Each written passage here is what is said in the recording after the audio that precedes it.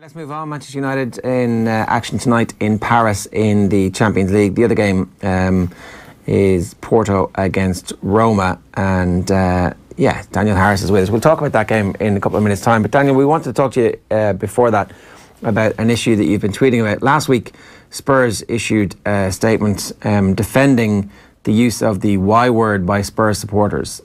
You've been writing about this for a couple of years now, and obviously it's something that you have a fairly strong viewpoint on. Maybe just before we actually get into your own view of it, could you just explain for anybody who's coming late to the story why Spurs are defensive and why Spurs are actually coming out at the moment to defend their supporters? Well, what happened was in the 70s and 80s, supporters, I think primarily of other London clubs, Chelsea, West Ham in particular, I think, but also Arsenal, would refer to Spurs supporters with the Y word, as I guess we have to call it, with use a racial epithet to describe them, because Spurs were considered to have a lot of Jewish supporters. And what happened was, rather than do nothing, Spurs fans responded by taking the word and responding by calling themselves that word. And the point of doing that, I guess, is to say, well, actually, it's no shame to be identified as this, so we're happy to be identified as this. And in the kind of cut and thrust of inter-football club banter, I understand why that would happen very quickly, because things are done in the moment. But now we actually have a bit of time to think about that, and we have a bit of time to think about how we want to talk and where we want our society to be. And it's not all right for Spurs fans or anyone else to say, well, we've reclaimed that epithet, because that epithet is not theirs. It doesn't belong to them, and it's not theirs to use, and it's not theirs to reclaim. You can't reclaim that which isn't yours. And now we've got a bit of time to think about things. There are a myriad other responses that you can. So if, let's say that Chelsea fans are calling Spurs fans that, then Spurs fans could quite easily retort with racist, and then pick one of the many expletives available to them, and the message would be the same, without actually using that word and desensitizing people's ears and brains to the use of that word. Now, the reason why they don't do that is because that word now has become part of Spurs supporters' collective identity. And I understand that. I go to football myself. I understand that fans have a particular identity, but I find it hard to understand that Tottenham Hotspurs existed since probably around 1888, I'm guessing, but around then. In that period of time, they've had time to develop a simple yet nuanced identity based on lots of different things that have happened. I refuse to believe that had they never received that racial abuse from whoever else they received it from, that identity would be any different. Because Spurs' identity is not in the gift of Chelsea, West Ham and Arsenal fans. It's about all the incredible things that have happened in the history of, as they like to call it, Tottenham Hotspur Football Club. Now, it's not the same to respond in the way that they do. It's not the same level of offence as it is to do what other clubs do who use that word to talk to them. But again, that doesn't mean that we shouldn't talk about it. That doesn't mean that it shouldn't stop. So when Spurs Football Club, the actual football club official body, come along and say, well, actually, it's not really our business, until there's various other things done in all aspects of society, it's absolutely fine. That is the behaviour of the shithouse, effectively. It's saying that it's nothing to do with us. It's a social problem. And yeah, it is a social problem, but that doesn't mean that it's nothing to do with them. And it also doesn't mean that there's nothing they can do to stop it. I'm not suggesting that everyone who uses that phrase or uses various of those songs get arrested, but the official position should be, this is not the right thing to do. And if you think about numerous other racial epithets that people might use, and if they were referred to, and if clubs who had a lot of fans of a particular ethnicity decided to use that term, that would not be allowed. And for some reason, there's a slightly different notion of what anti-Semitism is versus what racism is. And that's not to decry the racism that other people experience relative to anti-Semitism, because the reality is that living in Britain today, anti-Semitism is not the worst thing to experience. And I say that as a Jew married to a Ghanaian. However, we also have a situation where institutional anti-Semitism and its proximity to power is very significant in the UK at the moment. So it's a particular time when we should be trying to look to address this issue, not put our hands up and say we're not that kind of football club. Yeah, so essentially Spurs are washing their hands of this at the moment and saying it's nothing to do with us. And what are the Spurs supporters group saying? Are they automatically reactionary, saying, oh, no, we're allowed to do this because that is our identity? Or is there any thoughtfulness coming from them at all? It's hard to reduce a constituency of 50, 60,000 people to a particular opinion.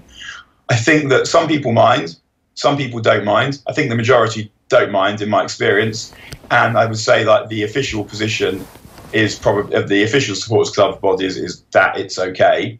And there are Jews that support Tottenham that think it's okay. I have mates that go to Spurs that think it's okay. Certainly, and as I wrote a piece for New Statesman about a year or so ago. As a kid, thought it was quite funny. Look at all these people who aren't Jewish when you're kind of raised to almost think that the opposite of Jew is non-Jew in lots of different social and cultural ways. So isn't it really funny that these people who are the opposite of Jew are identifying themselves as Jews, and we're looking at that and laughing? And having grown up a bit, I now see that very differently. But there are Jews that think it's fine. But you can find Jews that think lots of things are fine, and because you can find people who will stand in opposition to any opinion that you like. But if there's only a few of them and they have a particular bias, it means they're unlikely to be right. And we see that now in politics, where you have accusations against the Labour Party, and then you have Jewish Voice for Labour who are saying, well, actually, this is fine, even though up to 97% of the Jewish community disagree with them. You will always find people to take a particular side, and particularly if they have a particular pre-existing bias. So with Jewish Voice for Labour, they have a particular bias towards Labour and Jeremy Corbyn. With Spurs, you have people who are Spurs fans, who have self-identified in this way through their lives. They have a particular bias towards identifying in that way, towards Tottenham, towards being a Tottenham supporter. I'm not saying they don't have the right to an opinion as Jews. I'm just saying I disagree with them, and I think they're not in the majority. What would you like to see Spurs do? Like, I mean, has there been enough of a backlash that they're going to reconsider and change their view on this, or is this the type of thing that disappears for a couple of weeks? I think. I would say that it's too much trouble and it's too much aggravation for them to alienate people whose money they want to take by saying, this is wrong, don't do this, and if you do this. And it doesn't even really need an if you do this. I don't expect that from Tottenham. But it should be the official position is that this is wrong. Here are multitudes of reasons why this is wrong. It's absolutely not your place as non-Jews to say we're going to out us, we're going to identify ourselves as Jews and use an offensive term, so to do, whatever the reason. But Spurs won't do that because, as I said, like it's aggravation for them politically. They want to have a good relationship with their supporters. I understand that. Their supporters are their supporters. They rely on them. They want their money. Why would they try and alienate so many of them? They wouldn't, but I think that they would find that it would not be alienating if they did it in a conciliatory way and an honest way and try to actually not educate people using their own educational powers, because that's not their job. But there are plenty of things people could read and learn about this. And Spurs, I think, do have a responsibility to their community and a social responsibility to the country at large to do that. Daniel, how much does this go beyond Spurs as a football club? Because we speak about this there as the Spurs fans reclaiming this term. Is it used as an abusive term towards Spurs fans or towards any other footballing supporting groups? I don't think anyone else really, apart from Spurs, gets that, because Spurs were traditionally perceived as the Jewish club. I guess my experience of going to school in North London in the 80s and 90s is that was probably the case. My experience now as someone who lives in North London, is a bit older and following football around and following my own club around the country, says that Arsenal, Manchester United also have a lot of Jewish supporters, but really, who cares?